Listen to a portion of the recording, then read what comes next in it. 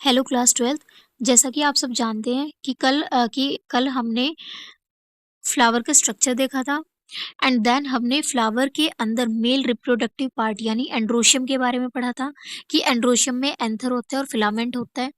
हमने एंथर का cellular diagram देखा, हमने एंथर की वॉल्स देखी, लेयर्स देखी, प्लस हमने ये भी देखा कि एंथर के अंदर माइक्रोस्पोरेंजियम है और हमने ये भी पढ़ा कल कि माइक्रोस्पोरेंजियम के अंदर पॉलन ग्रेन्स कैसे बनते हैं, राइट?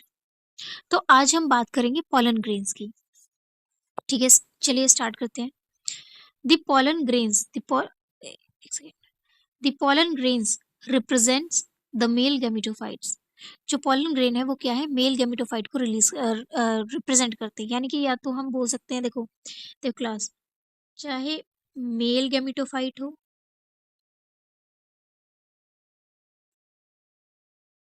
या पॉलन ग्रेन या माइक्रोस्पोर, ये तीनों का मतलब एक ही है। यानी कि हम किसकी बात कर रहे हैं, पॉलन ग्रेन की बात कर रहे हैं, राइट? इन तीनों का मतलब एक ही है, चाहे हम मेल गैमेटोफाइट बोले, चाहे हम पॉलन ग्रेन बोले और चाहे हम माइक्रोस्पोर बोले। ठीक है, ये तीनों का मतलब एक है, यानी कि हम पॉलन ग्रेन की बात कर रहे हैं। आगे देखते हैं। ओके, आगे देखते हैं। If you touch the open anther of hibiscus, hibiscus होता है गुड़हल का जो प्लांट होता है, ठीक है। If you touch the opened anther of hibiscus or any other flower, you would find the deposition of yellowish powdery pollen grain on your finger. Sprinkle these grains on a drop of water taken on the glass slide and observe under a microscope. You will really be amazed at the variety of architecture. Architecture का यहाँ मतलब है structure से, structure या architecture, size, shape, colour, design seen on the pollen grain from different species. देखिए class, यहाँ समझते हैं कि ये क्या कह रहे हैं।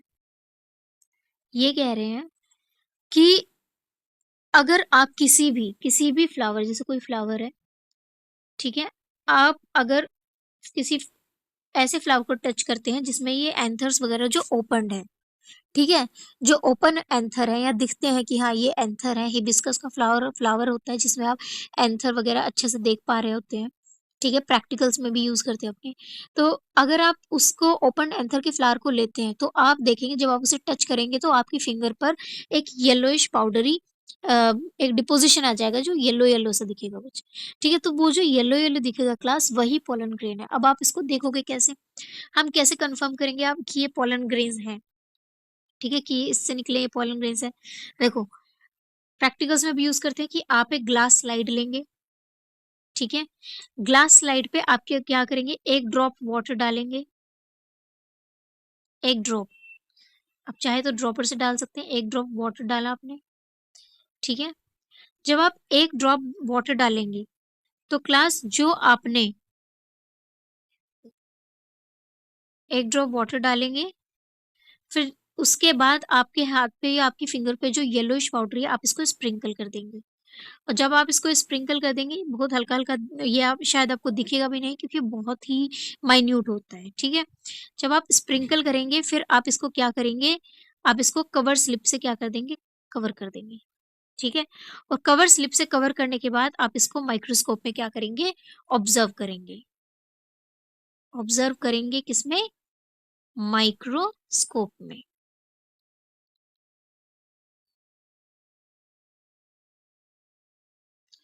एक सेकेंड, माइक्रोस्कोप में ऑब्जर्व करेंगे, ठीक है। और जब आप ऑब्जर्व करेंगे तो आपको क्या दिखेंगे कि ये जो फिर माइक्रोस्कोप के अंदर आप क्या देखेंगे कि ये सब क्या है, ये पॉलन ग्रेन्स है। देखो, जब आप माइक्रोस्कोप में ऑब्जर्व करेंगे तो आप क्या देखेंगे क्लास, एक सेकंड रुकिएगा,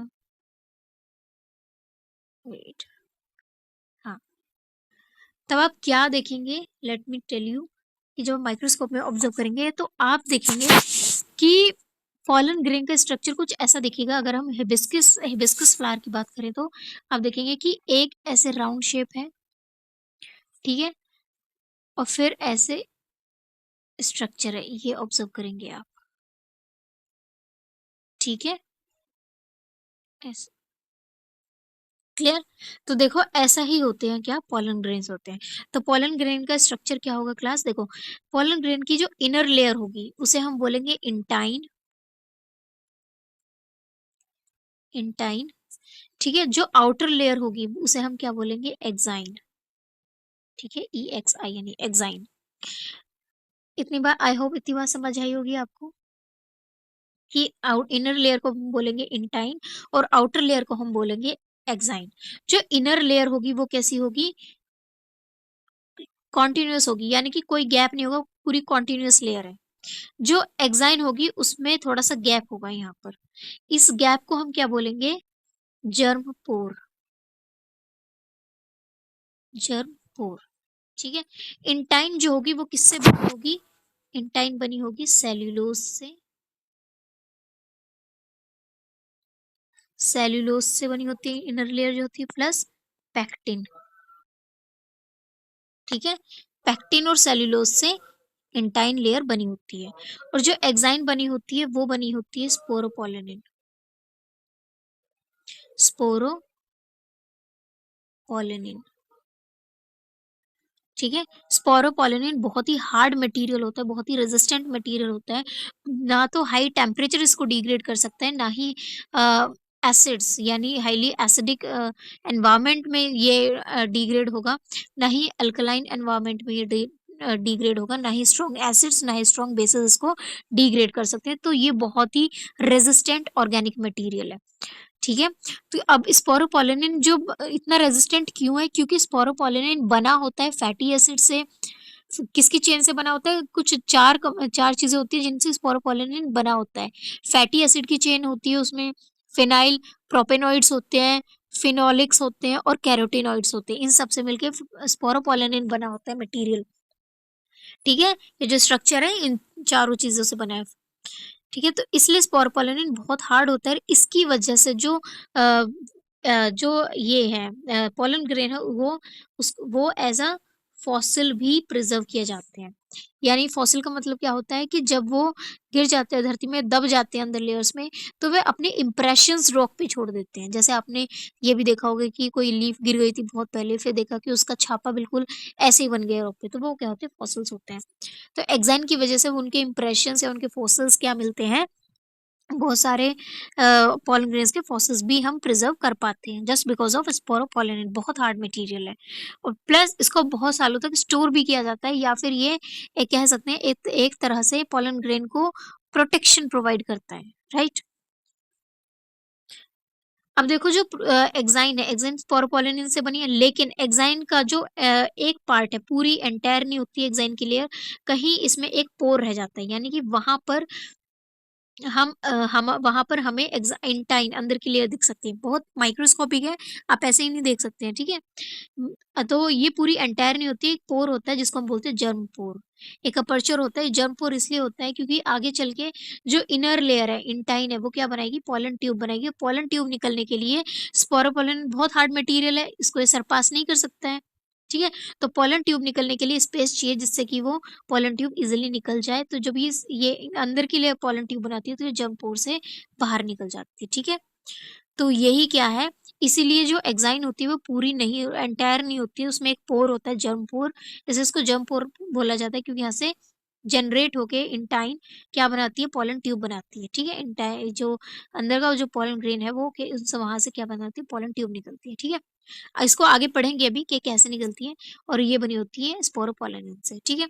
आई होप आपको इतना समझ आ गया होगा।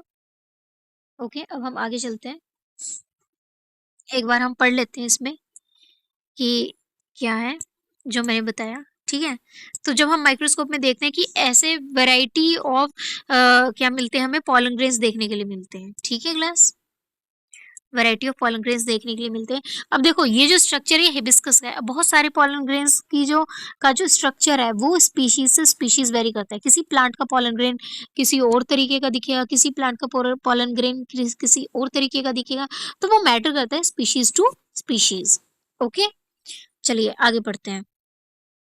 हाँ, तो ये पढ़ लिया कि you will really amazed at the variety of architecture, यानी कि स्ट्रक्चर, शेप, साइज, कलर ये अलग अलग होंगे स्पीशीज के हिसाब से कि कौन सी स्पीशीज है। देखो आप इसमें इस फिगर में आप देख भी सकते हैं कि भी पोलन ग्रेन, कुछ पोलन ग्रेन्स ऐसे दिख रहे हैं, कुछ पोलन ग्रेन्स ऐसे दिख रहे हैं, कुछ छोटे हैं, बहुत छोटे दिख रहे हैं, कुछ पोलन ग्रेन्स ऐसे स्पाइक लाइक स्ट्रक्चर दिख रहा है बिल्कुल, कुछ में हेयर लाइक स्ट्रक्चर दिख रहा है बाहर। ठीक है, तो ऐसा दिखाएंगे, दिखा रखा है इसमें डायग्राम्स, आप देख सकते हैं एनसीईआरटी में। आगे चलते हैं। Pollen grains, wait, pollen grains are generally spherical, measuring about 25 से 50 micrometre in diameter. pollen grain का साइज जो जनरली साइज है या स्टैंडर्ड साइज है वो क्या होता है pollen grain का 25 से 50 माइक्रोमीटर होता है डायमीटर उसका। ठीक है, it has prominent two layer, sorry, it has prominent two layer, वही मैंने अभी जो ऊपर स्ट्रक्चर बना के दिखाया था कि इसकी दो लेयर होती है। हार्ड आउटर लेयर जिसको हम क्या बोलते हैं एक्साइन, जो किससे बनी होती है, स्पोरोपोलिन से बनी होती है, जो क्या है, मोस्ट रेजिस्टेंट ऑर्गेनिक मटेरियल है, right. It can withstand with high temperature strong acids strong alkali, वही कि स्पोरोपोलिन इनको ये डिग्रेड नहीं कर सकते, ये इस हाई टेम्परेचर में भी रह सकता है और ये स्ट्रॉन्ग एसिड्स में भी पोलन ग्रेन रह सकता है just because of sporopollenin, right. No enzyme that degrades sporopollenin, ऐसा कोई एंजाइम भी नहीं है जो इसको डिग्रेड करते, ठीक है। तो pollen grain exine has prominent aperture called germ pore, जो भी बताया मैंने कि जहाँ से पोलन ट्यूब निकलती है वो जर्म पोर होता है, ठीक है, पोलन ग्रेन में। आगे दिखा रहे हैं ये, व्हेन स्पोरोपोलिन इज एब्सेंट, जब जहां पर स्पोरोपोलिन क्या होता है, एब्सेंट होता है, वहां पर क्या होता है, जर्म पोर होता है, क्लियर, जिसकी वजह से स्पोरोपोलिन की वजह से उनको प्रिजर्व किया जा सकता है एज अ फॉसिल्स, राइट। आगे पढ़ते हैं। The exine exhibit a fascinating array of pattern and design, अब इसी वजह से जो एक्साइन है उसमें क्या समझा जाता है कि ये बहुत ही अच्छा और इम्प्रेसिव कलेक्शन बन पाता है एक्साइन की वजह से, किसका, पॉलन ग्रेन्स का। अलग अलग डिजाइन देखने के मिलते हैं, डिजाइन मतलब कि अलग स्पीशीज का, अलग अलग स्पीशीज का पॉलन ग्रेन अलग अलग टाइप का दिखेगा, ठीक है। अब इसमें एक क्वेश्चन पूछे, why do you think the exine should be hard, अब तुम्हें क्या लगता है कि एग्जाइन हार्ड हो सकती है या एग्जाइन हार्ड होनी चाहिए, कहीं की भी प्रोटेक्शन प्रोवाइड है और कहीं ना कहीं इसको पॉलन ग्रेन्स को प्रिजर्व करके रख सकते हैं, राइट। कहीं ना कहीं ये एक तरह से प्रोटेक्शन है, और राइट, और फॉसिल्स भी हमें मिल सकते हैं। What is the function of germ pore, वही अभी मैंने बताया कि फंक्शन क्या है जर्म पोर का। अभी आप इसमें आगे बढ़ेंगे कि जर्म पोर का फंक्शन क्या है, कैसे कैसे पोलन ट्यूब बनती है क्या। तो अभी फिलहाल इतना ही है कि जर्म पोर से, जर्म पोर जो होता है वहां से पोलन ट्यूब निकलती है, इसलिए स्पोरोपोलिन पूरा नहीं होता है क्योंकि स्पोरोपोलिन बहुत हार्ड है, और अगर पूरा पोलन ग्रेन स्पोरोपोलिन से कवर कवर होगा तो वहां से पोलन ट्यूब निकलना बहुत मुश्किल होगा, क्लियर, इसलिए जंप और होता है ताकि पोलन ट्यूब आराम से निकल जाए। आगे बढ़ते हैं। अब देखो इनर वॉल क्या है पोलन ग्रेन की, इन टाइम, ये कैसी होती है, थिन होती है और लगातार यानी कॉन्टिन्यूअस होती है, किससे बनी होती है, सेल्यूलोज पैक्टिन, ऊपर बताया था अभी, ठीक है। हाँ, आगे देखिए, the cytoplasm of pollen grain is surrounded by plasma membrane, वही साइटोप्लाज्म जो होता है पोलन पोलन ग्रेन का, वो किससे कवर होता है, प्लाज्मा मेम्ब्रेन, जैसे नॉर्मली सेल्स होते हैं बिल्कुल ऐसे ही ये भी एक सेल ही है, ठीक है।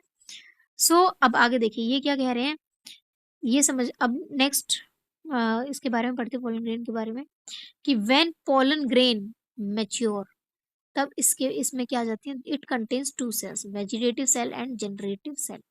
जब पोलन ग्रेन मैच्योर हो जाते हैं तो इसमें दो सेल हो जाती हैं, देखो इस डायग्राम में दिखा रखा है एनसीईआरटी का कि वेजिटेटिव सेल और जनरेटिव सेल, दो सेल हो जाती है, यानी कि पोलन ग्रेन अंदर ही अंदर डिवाइड होके क्या बना लेता है, दो सेल बना लेते हैं, ठीक है। लेकिन हमें दो सेल दिखती नहीं है, क्यों नहीं दिखती, इसका रीजन है क्योंकि वेजिटेटिव सेल जो होती है वो बड़ी होती है और उसमें अबंडेंट फूड रिजर्व होता है and large irregularly shaped nucleus, and the generative cell is small and floats in the cytoplasm of the vegetative cell, ठीक है। It is spindle shaped and dense cytoplasm of a nucleus and a nucleus, right. देखो इसमें क्या कह रहे हैं, इसको थोड़ा सा डायग्राम के उससे पढ़ते हैं, पॉइंट ऑफ व्यू, राइट। इसमें ये कह रहे हैं क्लास कि जब एक पोलन ग्रेन, वेट, यहाँ देखते हैं डायग्राम बना के। जब एक देखो ये पोलन ग्रेन है, जब एक पोलन ग्रेन मैच्योर होता है, मैच्योर हो गया, तो जब पोलन ग्रेन मैच्योर होता है तो इसमें इसी के अंदर दो सेल बन जाती हैं, ठीक है, 2 सेल बन जाती है एग्जाइन के अंदर ही। 2 सेल कैसे बन जाती है, क्योंकि प्लाज्मा मेम्ब्रेन से डिवाइड होता है, तो 2 सेल कैसे बन जाती है? एक सेल ये हो गई, ठीक है, ये क्या हो गई? Vegetative cell. एक सेकंड क्लास, ये क्या हो गई? Vegetative cell. अब इसी के इसमें क्या होता है? बड़ा सा न्यूक्लियस होता है, एक इरेगुलर होता है, और फूड मटेरियल रिजर्व होता है, ठीक है, ये हो गई वेजिटेटिव सेल। अब इसी के अंदर स्पिंडल शेप छोटी सेल एक और बन जाती है, उसमें भी एक न्यूक्लियस होता है, ठीक है, ये हो जाती है जनरेटिव सेल। Generative cell. अब इसमें जो ये जो जनरेटिव सेल है, ये वेजिटेटिव सेल के साइटोप्लाज्म में फ्लोट करती रहती है। अभी देखने में लग रहा है कि ये एक ही सेल है, लेकिन ये 2 सेल है। एक वेजिटेटिव सेल ये पूरी हो गई, और इसके अंदर ये जनरेटिव सेल हो गई, और इसका छोटा सा न्यूक्लियस। ये सेल इसके अंदर फ्लोट करती रहती है। आगे देखते हैं इसमें, ठीक है। आई होप इतनी बात आपको समझ आई होगी। देखो, इसमें इन्होंने यही कहा है कि when pollen grain is mature it contains 2 cells, vegetative cell, generative cell. The vegetative cell is bigger and has abundant food reserve and large irregularly shaped nucleus, and generative cell is small and floats in cytoplasm of vegetative cell. जो भी मैंने बताया, spindle shape होती है with dense cytoplasm and nucleus। कौन? Generative cell. अब देखो, इसमें एक और चीज दिखा रहे हैं। In over 60% of angiosperm, 60% of angiosperm, pollen grains are shed at two-celled stage. In remaining species, the generative cell divide mitotically to give rise to two male gametes before pollen grains are shed. देखो, याद रखना mitotically word use हुआ है यहाँ पे। अब देखो, इसमें क्या कह रहे हैं कि जब पॉलन ग्रेन मेच्योर होगा, ठीक है, 2 सेल बन गई। अब अभी तक एंथर क्या हुआ है? बस्ट नहीं हुआ है। एंथर के अंदर ही 2 सेल बन गई हैं, अभी एंथर बस्ट नहीं हुआ है। लेकिन कई बार क्या होता है, जैसे पॉलन ग्रेन है, जैसे पॉलन ग्रेन है, पॉलन ग्रेन के अंदर एक वो बन गई सेल वेजिटेटिव, एक जनरेटिव सेल बन गई है, ठीक है। ये क्या हो गई? एक सेल ये, एक सेल ये, एक सेल ये हो गई, एक सेल ये हो गई। कितनी हो गई टोटल? 2 सेल हो गई। तो ये क्या हो गई? Two celled stage. क्या हो गई ये? Two celled stage. तो जब ये टू सेल्ड स्टेज होती है, तो एंथर बस्ट हो जाते हैं और पोलन ग्रेन्स रिलीज हो जाते हैं इस स्टेज में। तो ये क्या कह रहे हैं कि 60% एंजियोस्पर्म्स में टू सेल्ड स्टेज पर वो क्या होता है? एंथर क्या बस्ट होता है, ठीक है, पोलन ग्रेन रिलीज होते हैं। अब ये क्या कह रहे हैं, लेकिन जो रिमेनिंग एंजियोस्पर्म्स है, रिमेनिंग कितने बचे? 40%। अब जो 40% एंजियोस्पर्म्स हैं, जो 40% एंजियोस्पर्म्स हैं, वो थ्री सेल्ड स्टेज पर क्या करते हैं? एंथर को बस्ट करते हैं और पोलन ग्रेन्स रिलीज होते हैं। Three celled stage. अब ये थ्री सेल्ड स्टेज क्या है, इसको समझते हैं। इतना समझ में आया पहले? अब थ्री सेल्ड स्टेज को समझते हैं। देखो, पोलन ग्रेन है ये पोलन ग्रेन है, इसके अंदर ये आपकी वेजिटेटिव सेल है, ठीक है, और ये जनरेटिव सेल है। ये मान लीजिए जनरेटिव सेल है, ये वेजिटेटिव सेल है, ठीक है। अब देखो, जो जनरेटिव सेल है, जनरेटिव सेल, इसका थोड़ा बड़ा डायग्राम बना के देखते हैं। ये वेजिटेटिव सेल हो गई और ये जनरेटिव सेल हो गई। अब जो जनरेटिव सेल है, ये क्या हो जाएगी? ये भी दो पार्ट्स में डिवाइड हो जाएगी, ये भी दो पार्ट्स में डिवाइड हो जाएगी, और ये क्या बन जाएंगे? जनरेटिव सेल डिवाइड हो जाएगी मेल गैमीट 1, मेल गैमीट 1 में, और दूसरी ये, और दूसरी सेल बन जाएगी क्या? Male gamete 2। तो 2 सेल हो गई। एक तो एक सेल ये हो गई, ठीक है, एक सेल ये हो गई, एक सेल ये हो गई, दो ये हो गई, और तीसरी क्या है? वेजिटेटिव हो गई। तो ये क्या हो गई? थ्री सेल्ड स्टेज हो गई, थ्री सेल्ड स्टेज। समझे? तो थ्री सेल्ड स्टेज, तो 40% एंजियोस्पर्म्स क्या करते हैं? वो थ्री सेल्ड स्टेज पर क्या होते हैं? शेड करते हैं। आई होप आपको ये समझ आ गया होगा, ठीक है। आगे चलते हैं। हाँ, आगे क्या बोल रहे हैं कि pollen grains of many species cause severe allergies and bronchial afflictions in some peoples, often leading to chronic respiratory disorder, जैसे कि अस्थमा, इसको एजमा भी प्रोनाउंस करते हैं बहुत लोग, एस्थमा, ब्रोंकाइटिस एटसेट्रा। अब देखो, इसमें क्या कह रहे हैं कि जो पॉलन ग्रेन है बहुत सारे स्पीशीज के, उनमें वो क्या करते हैं, कुछ स्पीशीज़ के जो पोलन ग्रेन्स हैं वो एलर्जीज़ करते हैं, ठीक है? और ब्रोंकियल एफ्लिक्शंस का मतलब है कि बहुत सारी ऐसी डिज़ीज़ जिसकी वज़ह से ब्रोंकियल जो ट्यूब्स होती हैं उनमें इन्फेक्शन हो जाता है या उनको अफ़ेक्ट करती है बहुत सारी ऐसी डिज़ीज़, ब्रोंकियल एफ्लिक्शंस बोलते हैं बहुत सारी ब्रोंकियल डिज़ीज़ को, ठीक है? जिसकी वज़ह से ब्रोंकियल ट्यूब्स खराब हो जाती हैं, उनमें इन्फेक्शन हो जाता है। In some people often leading to chronic respiratory disorders, जिसकी वजह से लोगों को क्या हो जाती है, क्रॉनिक रेस्पिरेटरी डिसऑर्डर्स हो जाता है, यानी कि बहुत जैसे कि अस्थमा हो गया, ब्रोंकाइटिस हो गया, राइट। अब देखो कई बार ऐसा होता है कि बहुत सुंदर सुंदर फ्लावर आते हैं, तो फ्लावर की सुंदरता मैटर नहीं करती है, उसका पॉलन ग्रेन कहीं आपको एलर्जी तो नहीं कर रहा है। कई बार जैसे मेरे साथ भी हुआ है कि जैसे अगर हम किसी को बुके देते हैं, किसी पार्टी फंक्शन में बुके देते हैं, अब वो कुछ टाइम अपने पास लेकर बैठा है, तो वो क्या होना शुरू हो जाएगा, उसको छींकें आनी शुरू हो जाएँगी। तो बोलेंगे भई एक काम करते हैं, इससे बुके वापस ले लेते हैं, रख देते हैं अलग। ठीक है, छींकें आनी शुरू हो जाएँगी, तो वो छींकें किस वजह से आ रही है? Just because of pollen grains, जो उस फ्लावर के जो किसी उनमें से उस बुके में कुछ फ्लावर ऐसे हैं जिनकी पोलन ग्रेन्स जो हैं वो एलर्जिक हैं। ठीक है? तो इस वजह से होता है। आगे बढ़ते हैं। It may be mentioned that Parthenium or carrot grass that came into India as a contaminant with imported wheat, ठीक है, has become ubiquitous. Ubiquitous का मतलब क्या होता है क्लास? फाउंड एवरीवेयर, जो हर जगह मिलता है, एवरीवेयर, ठीक है, जो लगभग हर जगह मिलता है। In occurrence and cause pollen allergy. देखो पॉलन एलर्जी का अगर कहे कि कोई ऐसा प्लांट बताइए जिससे पॉलन एलर्जी होती है, तो वो क्या है? कैरेट ग्रास, या इसका साइंटिफिक नेम है पार्थीनियम। पार्थीनियम साइंटिफिक नेम है और कैरेट ग्रास कॉमन नेम है।